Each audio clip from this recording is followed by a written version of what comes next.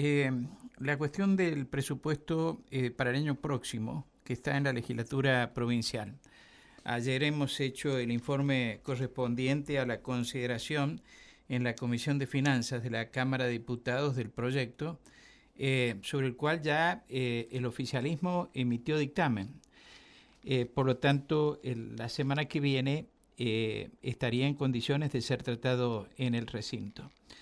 Nosotros ayer hablábamos aquí en el programa con dos legisladoras, la diputada Gallardo, por una parte, que defendió la iniciativa y explicó por qué habían ido tan rápido en la emisión del dictamen. Y también hemos hablado aquí con la representante del Partido Justicialista, que dijo que en las actuales condiciones no van a acompañar la sanción del presupuesto, en virtud de que consideran que falta el análisis correspondiente y que hay consultas que deberían haberse efectuado antes de la emisión del dictamen por parte de la mayoría. Y paralelamente lo que poníamos de manifiesto es que el Superior Tribunal de Justicia había pedido, había pedido una audiencia a la Comisión de Finanzas para llevar la preocupación porque sostiene el Superior Tribunal de Justicia que las previsiones del proyecto que está en consideración de la legislatura no contempla las necesidades presupuestarias para el año próximo del Poder Judicial. Le pedimos al doctor José Guillermo Ruiller, que es ministro del Superior Tribunal de Justicia, que nos atienda para hablar precisamente de esta cuestión, porque nos da la impresión de que no hay voluntad política de atender el requerimiento del Superior Tribunal de que se consideren otras fuentes de financiamiento para el presupuesto para fortalecer la autonomía precisamente de ese poder. Doctor Luis, buen día, ¿qué tal? Mucho gusto, tanto tiempo. Buen día, Otero. Buenos días. ¿Qué piensa de la situación que se ha planteado y cuáles serían, digamos, los requerimientos mínimos que tendría el Poder Judicial para poder atender necesariamente sus gastos del año que viene? Bueno, mire, Mario, fundamentalmente la cuestión pasa por el aspecto de personal, de cargos que tienen que estar previstos, que están previstos en el presupuesto del 2024 y que no se hicieron efectivos, es decir, están previstos en el presupuesto, pero no se pueden hacer los nombramientos porque no hay disponibilidad presupuestaria. Y ha habido recortes en lo que pedíamos para el 2025, que son necesidades funcionales básicas. Usted bien sabe que todas las designaciones se hacen por concurso para cubrir los aspectos funcionarios técnicos del Poder Judicial. Y la otra cuestión es la cuestión salarial, que estamos preocupados porque hay un conflicto además con el sector sindical, donde están haciendo un reclamo que yo personalmente considero justo, más allá de que la tarea nuestra es garantizar el servicio de justicia y el acceso a la justicia. De manera tal que esos diría son los dos focos fundamentales sobre los cuales giran nuestros reclamos. Para aclarar el punto respecto a los cargos, porque hay a veces tergiversaciones, nosotros tenemos en este momento 1.347 cargos efectivos, que es según la liquidación de sueldo del mes de agosto. Esto puede variar, número más, número menos, porque hay personas que fallecen, personas que se jubilan, otras que solicitan licencias sin goce de haberes, pero esa es la dotación de personal que tenemos actualmente. En el presupuesto de este año, de 2024, estaban previstos 1.460 cargos, sí, los cuales no se han hecho efectivos porque algunos cargos sí los concedieron a cuentagotas por requerimiento del Poder Judicial, particularmente para cubrir necesidades en la tercera circunscripción judicial. Y para el año que viene habíamos previsto 60 cargos más que fueron recortados. Es decir, cargos que son fundamentales. Por ejemplo, le digo cargos técnicos en psicólogos. Es decir, nosotros estamos con problemas por aumento de casos de violencia familiar, conflictos familiares graves que vienen a consecuencia de la desocupación, crisis social que estamos viviendo. y entonces no se dispone de psicólogos suficientes y hay que programar las audiencias 3-4 meses después. Entonces esto afecta la celeridad de la justicia y la resolución de los casos. Lo mismo ocurre con los peritos médicos, los médicos forenses, tenemos que mejorar la dotación. Si hay un laboratorio forense, tenemos la disponibilidad del presupuesto para ir avanzando con un laboratorio forense, pero si no tenemos personal capacitado, técnico, para hacerlo funcionar, no se puede hacer. Lo mismo ocurre con delitos complejos o ciberdelitos, para los cuales se requiere personal capacitado, es decir, no puede ser personal que no esté con las condiciones de idoneidad para manejar ese tipo de cuestiones, aun cuando tengamos los recursos tecnológicos para hacerlo. Y después está la diferencia salarial que se ha ido en la brecha, que se ha ido generando por la gran crisis y la inflación, donde tenemos un alto porcentaje, un 46% de los empleados por debajo de la línea de pobreza, es decir, por debajo de la canasta básica familiar. Uh-huh. Y no hay, digamos, posibilidad de reducción del personal en el ámbito de la justicia, de manejarse. Mire, estamos haciendo lo posible para reducir, estamos trabajando con un poder judicial que tiene pocos empleados con relación si usted compara con otras provincias. Tenemos un presupuesto muy ajustado, los avances tecnológicos, particularmente del expediente electrónico, posibilitan. Estamos tratando de hacer reubicaciones, lograr mayor eficiencia, para lo cual se está trabajando en el fortalecimiento de las oficinas de gestión unificada que prevé la ley orgánica, de manera tal que se está haciendo todo lo posible para eso, pero bueno, siempre hay resistencia de los empleados, resistencia de los mismos jueces, resistencia de los profesionales. La justicia está muy burocratizada, yo reconozco, lo he vivido y lo he padecido afuera durante más de 40 años, y es lenta la justicia, es decir, tratamos de mejorar, darle más rapidez y hay que desburocratizarla. Pero bueno, hay una cantidad de personal mínimo. Por ejemplo, una cantidad de personal que están haciendo cédulas hoy, electrónicas, que nosotros queremos suprimir la cédula electrónica, pues ya no se justifica con el expediente electrónico y por la disponibilidad que tienen los abogados del expediente diariamente, a toda hora, en cualquier lugar del país. Bueno, esos empleados se podrían destinar a despachos, se destinar a hacer oficios, pero empieza la resistencia. Entonces, eso también dificulta. Uh-huh. ¿Y qué ocurría si, la impresión personalmente mía, es que no van a acceder a los requerimientos de la justicia?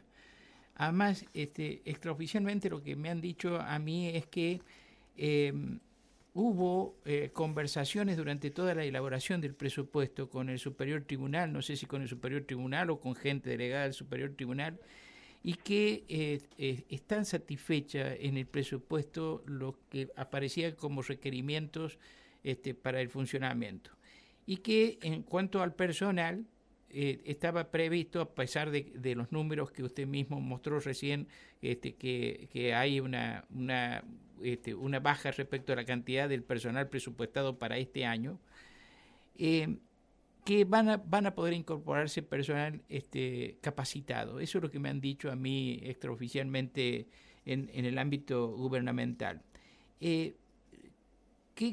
¿Cómo ve usted la posibilidad de que realmente sean atendidos en lo que usted me está manifestando? Mire, me parece, Otero, que va a ser muy difícil. Las negociaciones siempre han sido difíciles. Nosotros siempre hemos tenido voluntad de diálogo, han estado trabajando, sí, los equipos técnicos del Superior Tribunal con los del Ejecutivo Provincial. Se ha avanzado en algunas cuestiones. Sí, se nos concedió el tercer piso de acá del edificio administrativo para mejorar las situaciones edilicias de las fiscalías. Eso sí, eso se ha avanzado, pero en la dotación de personal no. Y tampoco en la resolución de dar una solución a esta situación de problemas que hay con los salarios, ¿no es cierto? Salarios muy bajos con relación a otras provincias y esta situación que yo digo que no puede haber empleados judiciales que además tienen incompatibilidad, que además se los selecciona por concurso. Acá no hay designaciones políticas ni hay designaciones discrecionales, todos van por concurso, desde los magistrados hasta los empleados de menor categoría. De manera tal de que yo veo muy difícil que se pueda avanzar en esto. Si nosotros tenemos una ley que se sancionó, creo, si no me equivoco, en el año 21-22, que establece un salario mínimo que está establecido en base a la canasta mínima familiar. De ahí para arriba se establecen los porcentajes de los demás cargos judiciales. Bueno, tenemos el 46% de los empleados por debajo de la canasta. hemos tratado de solucionarlo con un bono que hemos acordado no remunerativo en base a las economías que hacemos en otros aspectos. Pero esto es una solución básica para lo cual no son muchos los fondos que se requieren, y dar una solución al tema salarial, que no se puede trabajar en un poder judicial donde no tengamos los empleados con una remuneración acorde a su tarea, ¿no? Y entonces, ¿cuál va a ser el resultado de los encuentros mientras dure esta situación de la demanda salarial con una conciliación obligatoria que está funcionando? Bueno, esa conciliación va a tener un plazo. Si no se logra una conciliación, el conflicto seguirá, el Poder Judicial tendrá que tomar algunas medidas al respecto, y seguiremos luchando por lograr la autonomía económica financiera del Poder Judicial. Esta es una previsión constitucional que es letra muerta, no se cumple. Es decir, la Constitución asegura que el Poder Judicial tiene que tener autonomía, independencia y autonomía presupuestaria y funcional. Fíjese, Otero, que prácticamente somos una dependencia del Poder Ejecutivo, porque si el 80% del presupuesto lo manejan con aportes del Tesoro, el Poder Judicial tiene la facultad de elaborar su propio presupuesto, aun cuando después se tenga que incorporar a la Ley General de Presupuesto. Pero eso en los hechos no se está cumpliendo conforme lo establece la Constitución. Entonces, bueno, seguiremos luchando por ver si se logra, con el apoyo de la comunidad y de todos los sectores políticos, como vengo planteando yo, la sanción de esta Ley de Autonomía Financiera para que realmente el Poder Judicial pueda manejar su presupuesto y sus recursos. Lo que estamos pidiendo es que haya una parte de la coparticipación que tenga una asignación específica al Poder Judicial. Es decir, hay provincias que tienen un porcentaje de presupuesto, el caso de San Juan que tiene es el presupuesto, o la Justicia Federal que tiene un porcentaje de todos los recursos que se le asignan con la asignación específica al Poder Judicial. Es decir, esto es lo que garantiza la autonomía. De eso estamos luchando. El proyecto está en la legislatura también, creo que lo han pasado 3 comisiones, y bueno, seguiremos en esa línea. Es decir, yo creo que la independencia del Poder Judicial hay que sostenerla. No solo nosotros estamos obligados a asegurar la justicia, sino el acceso a la justicia de todos, desde lo más humilde hasta todos los habitantes de la provincia. De manera que eso no se puede cercenar. La argumentación oficial... Bueno, seguiremos en esa línea de lucha. El presupuesto del año pasado, teóricamente, era el 4% del presupuesto de la provincia, el del Poder Judicial. De los hechos fue del 3%, porque no dieron todos los recursos, y el presupuesto de este año es del 3%. Advierta usted, Otero, que ellos han incrementado el presupuesto de la provincia en un 310%, porque el presupuesto de la provincia pasó de 594 mil millones a 1.841.000.000, y el presupuesto de la provincia, del Poder Judicial, se incrementa solo en un 196, un 198%. Es decir, hay una desproporción y hay una discrecionalidad manifiesta. La explicación oficial que se ha dado, lo hizo en este programa, por ejemplo, el vicegobernador de la provincia, que ha sido el agente de diálogo, digamos, del gobierno con el Superior Tribunal, es que si se accediera al requerimiento efectuado en el proyecto de ley de fortalecimiento de la autonomía municipal, de la autonomía judicial, a otorgar puntaje, un porcentaje de la coparticipación federal, ustedes pidieron 5%, eso implicaría disminuir la participación de otros sectores, por ejemplo los municipios, que también toman de la coparticipación un porcentaje permanente, y esto implicaría romper equilibrios que están establecidos. Eso es lo que me dijo el doctor Endeis acá. Sí, yo no comparto ese es un argumento para decir que no, porque los recursos de coparticipación son de toda la provincia. La provincia tiene, el 80% de los recursos que tiene la provincia son de coparticipación federal, y un 20% son de recursos propios que cobran con impuestos provinciales y tasas y demás. De manera tal de que esos recursos de coparticipación federal son de todos. Es decir, no va a haber ninguna disminución de los municipios. Lo que tiene que hacer el Poder Ejecutivo es dejar de utilizar esos recursos para finalidades propias, que a veces son finalidades políticas. Entonces yo creo que hay que hacer un esfuerzo compartido. Es decir, estamos en medio de una crisis, hay que hacer un esfuerzo compartido. Hay que tener un mínimo de sensibilidad social frente a la gente que está en condiciones de desventaja ante esta crisis. lo estamos viendo todos los días. Es decir, a veces hay una gran insensibilidad, no lo digo solo por el Poder el Ejecutivo Provincial respecto a la situación salarial de los empleados, los docentes, de policía y demás, pero fíjese lo que está pasando a nivel nacional. Entonces, bueno, hay que hacer un esfuerzo compartido y hay que tener un poco más de sensibilidad social frente a esta situación de tremenda injusticia donde estamos padeciendo una familia que no tiene acceso a una canasta mínima familiar, como es el caso de los empleados judiciales, y bueno, estamos fomentando que haya niños desnutridos, que haya viejos desnutridos. Es decir, no puede ser esto así en un país. Yo no creo que esto sea lo ideal para mi país ni para mi provincia. Es un secreto a voces el descontento de los magistrados y funcionarios judiciales por sus sueldos, que son notoriamente más bajos que en otras jurisdicciones provinciales. ¿Qué hay de esto y qué concepto puede darme? Está bien, se inscribe dentro de lo que estamos conversando acerca de una necesidad presupuestaria, pero ¿qué pasa con jueces que tienen remuneraciones que en otros distritos los gana personal de muchísima menos jerarquía y con otras responsabilidades funcionales? Sí, bueno, es una situación grave que lo afecta el funcionamiento del Poder Judicial, afecta el estado de ánimo además de los magistrados, de los funcionarios. Es decir, nosotros tenemos una ley que establece, ya le digo, una base que es la canasta mínima familiar y de ahí en para arriba se establecen porcentajes para no alterar la escala remunerativa. Estamos casi en el último lugar entre todas las provincias. Esto arranca, usted lo conoce bien, Otero, porque conoce la historia de todo este proceso. Este proceso arranca ya por el año, creo, 95, donde yo recuerdo, me tocó estar a mí ministro de gobierno en ese momento, los sueldos de un ministro del Superior Tribunal ganaba en ese momento $10.000 y el gobernador ganaba $5.000. Estamos hablando de época de la convertibilidad, ¿no es cierto? Sí. En su momento estaban enganchados, creo, el Poder Judicial con el Poder Judicial Federal, se los desenganchó porque todo eso estaba vinculado al proceso de transferencia de la caja de jubilaciones que se hizo en esa época. Entonces, bueno, se limitaron las remuneraciones de los jueces, que fue motivo de gran conflicto, usted lo debe recordar muy bien, con amparo y todo lo demás. Y de ahí en más se produjo una baja de remuneraciones que se fue agravando año a año. Y en este momento, con esta crisis, ya es manifiesta y está afectando el funcionamiento del Poder Judicial.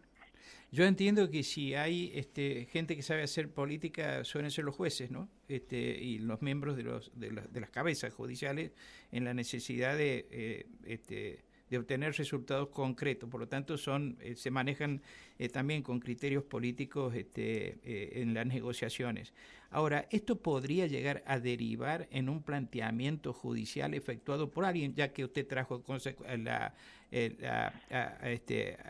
a colación lo que ocurrió décadas atrás aquí en San Luis? ¿Esto podría llegar a derivar en algún tipo de acción judicial? Mire, yo creo que no lo descarto. Sí, no lo descarto porque los jueces tienen una situación de descontento, se le está afectando la intangibilidad de las remuneraciones. Es decir, ahora otra vez le metieron el impuesto a la ganancia. De manera que esto yo no lo descarto. Ahora, son juicios que pueden durar 10 años, seguir a la corte, no sé. Es decir, yo no descarto la vía judicial. Hemos tratado de hacer, como usted dice, hacer política institucional, que no es política partidaria, es política institucional, negociar, porque creo que hay que lograr el diálogo, mantener el diálogo siempre abierto para evitar los conflictos. Yo creo que lo inteligente es no generar conflictos, es decir, tratar de resolver los conflictos, para eso estamos.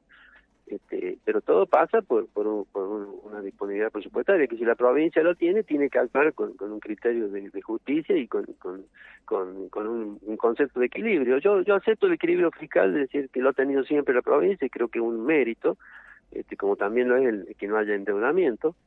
Pero bueno, el equilibrio presupuestario exige también la armonización de todos los sectores y requiere un esfuerzo compartido, es decir, frente a la crisis. Una última pregunta, y le agradezco mucho el tiempo que me dedicó. Por más que no se lo declare, ¿estamos ante un conflicto de poderes? Yo creo que no, si nosotros no hemos nunca evitado el diálogo, estamos permanentemente dialogando, ¿no? Yo no quisiera que se llegara a un conflicto de poderes porque eso no beneficia a la provincia ni beneficia a nadie. Sí sé que hay intenciones de tratar de dominar el Poder Judicial. Usted sabe que esto es es algo tradicional en la Argentina, no solo en San Luis, en todas las provincias. Siempre los ejecutivos, los poderes políticos han querido someter a la justicia a su arbitrio. No se ha logrado nunca la verdadera independencia del Poder Judicial. Es una lucha permanente. Es decir, yo lo he vivido desde que inicié Aparte, yo le digo algo, saliendo un poco del tema, Otero.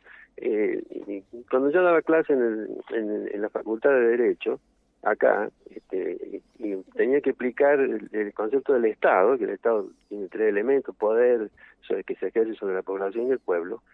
Era muy difícil explicar el concepto de poder a los chicos del primer año, porque es un concepto muy abstracto. Me podía dar todas las teorías constitucionales, hasta que un día aparece un personaje que usted lo debe recordar, que se llamaba Yabrán. Sí. Yo lo digo esto en las charlas y lo digo en mis escritos, digamos, históricos o constitucionalistas. Señor Yabrán le preguntan, que se veía ya envuelto en un proceso penal por la muerte del periodista Cabeza.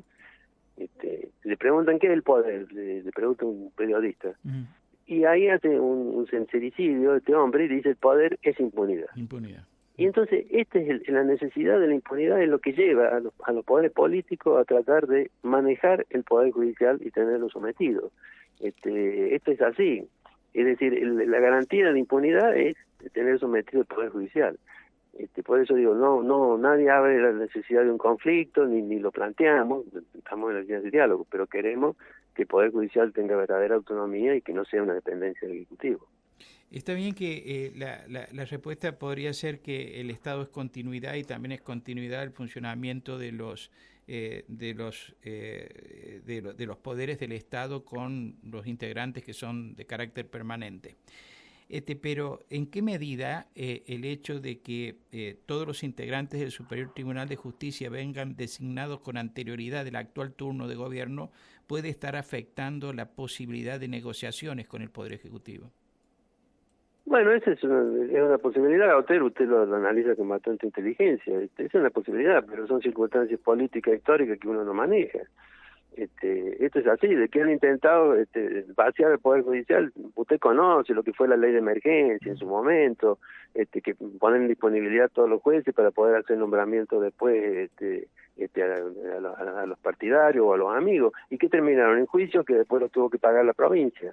Es decir, acá se ha intentado, es decir, ya hace tiempo que vienen pidiendo desde el Colegio de Abogados de Mercedes, probablemente la emergencia judicial. Yo me opongo a la emergencia porque todas las emergencias que he visto yo, mi tarea como funcionario y como legislador, las emergencias son siempre a favor de los poderosos. Nunca hay una emergencia a favor de los más humildes. Las emergencias son siempre para cercenarle los derechos a los demás humildes y dárselo a los poderosos. Y acá esa idea yo creo que rondó desde el primer día, la emergencia, porque yo he visto emergencias previsionales, emergencias económicas, emergencias sanitarias, todas emergencias. Y cada vez que termina una emergencia, llegamos a una situación peor a la que estaba antes de la emergencia. Bueno, esa idea ha andado rondando siempre, yo me opongo, y esas circunstancias políticas yo creo que no hay que tenerlas en cuenta en razón de que uno brega por la independencia del Poder Judicial. Muchas gracias, doctor Luiger. Bueno, gracias a usted, Otero. Ha sido un placer. Muchas gracias. El doctor José Guillermo Luiger, que es ministro del Superior Tribunal de Justicia, estuvo esta mañana aquí en Nada Secreto, en Radio Universidad. Le pregunté todo lo que pude. Javier. 9 de la mañana con 29 minutos, ya estamos.